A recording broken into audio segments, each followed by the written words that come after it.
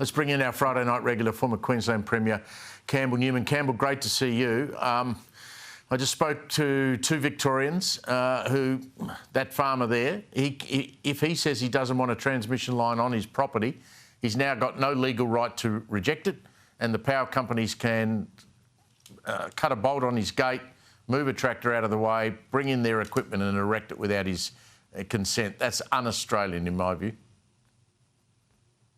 Well, I think it's got to the point where this stuff is just so draconian, and that's what concerns me, Steve. And it's just the pattern we've seen probably since COVID, where government thinks it can just, sort of come sassoing in on any issue and in the jackboots and boss us around and tell us what we're going to do. I mean, private property rights seem to be given scant attention, obviously by the Labor Party, but sorry, Steve, even the Liberal Party generally don't seem to respect property rights these days.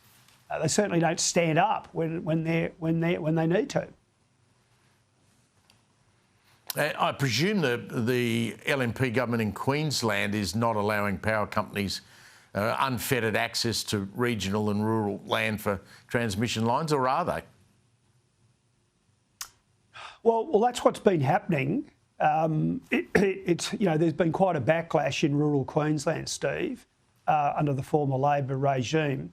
The good thing that the Crisafulli government has done with Deputy Premier Jared Blay is that they've actually put the kibosh on a number of these projects. I mean, and the problem is, of course, we're destroying the environment to save it, from climate change. It's just without sort of logic. It's unhinged. And when I hear figures about Victoria, I don't know if I've got this right exactly, but it's like 7% of, or is it 9% of the entire land area of Victoria is going to be thrown over to renewables projects. I mean, that's just the industrialisation of the natural landscape of Australia. And, it's been going on in Queensland. It's just we happen to be a more, a vaster state.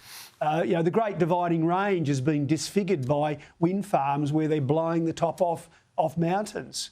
And yet, we can't have nuclear power because it's, somehow it doesn't work, doesn't stack up, but the rest of the world's getting on with it. I mean, mate, it's ridiculous. We live in a crazy world. I mean, we saw the treatment of the Prime Minister in Ballarat today at that Bush summit. He was heckled badly and he was then pursued by tractors down the main street of Ballarat as he left. You and I have been around a very long time. In most cases, Australians, regardless of whether they vote for or respect a Liberal or a Labor Prime Minister, treat them or treat the office, I should say, they treat the Prime Minister's office with respect.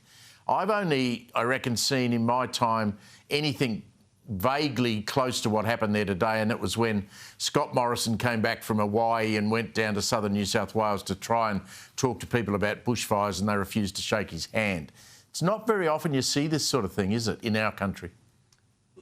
Well, it's more extreme than I can remember for any politician. I mean, and I've been subjected to harassment by some of the more militant unions going to places around Queensland in my time, but not pursued to that extent.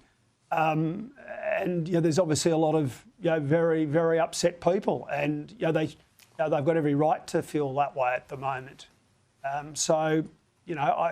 You just wish people would listen in terms of our elected officials, both in this case the Victorian State Labor government and the federal Labor government, but I just don't think they're going to, and they'll plough on. And another thing that's going to happen over the coming weeks are these big sort of anti-immigration protests, and I don't have too much truck with that because I believe in a big Australia and I believe in an immigration program. But the point is, these people will be vilified who are angry, and they'll be demonised as being racist. But really what they're talking about is that the immigration program is not being run properly. So an immigration program needs to bring in the right people. They need to be people who will make a contribution. They need to be people who can integrate, and it needs to be planned, and the infrastructure needs to be provided. Now, none of that's happened, and so now we have this backlash. So I guess I'm just trying to say there's a lot of anger out there now building in the community, and it just can't be ignored, and it shouldn't just be fobbed off, whether it's about renewable energy, the rights of landowners, or whether it's to do with immigration.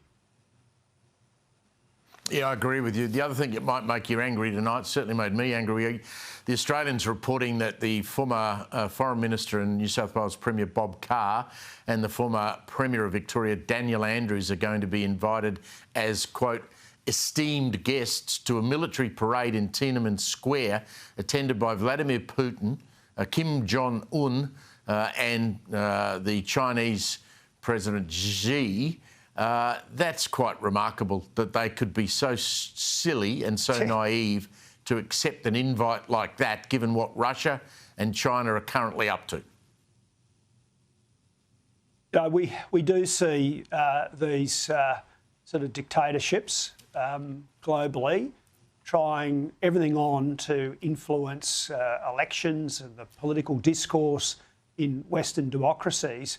And if I was either of those two individuals, I wouldn't want to be anywhere near this, because people quite rightfully question really where their allegiances lie. And I think that's a reasonable question. You raised again before, a few minutes ago on this show, that the former Premier of Victoria went to China, and no one really knows what that trip was all about. He never sought to justify it. You know, it's quite right to ask what the hell they think they're doing going over there. You know, are they in our tent supporting Team Australia, or are they apologists for the things that some of these dictatorships do? Well, even Paul Keating's had the sense, I think, not to accept an invitation, although we might find out he's actually there. Campbell, always good to catch up on a Friday night. I'll see you next week.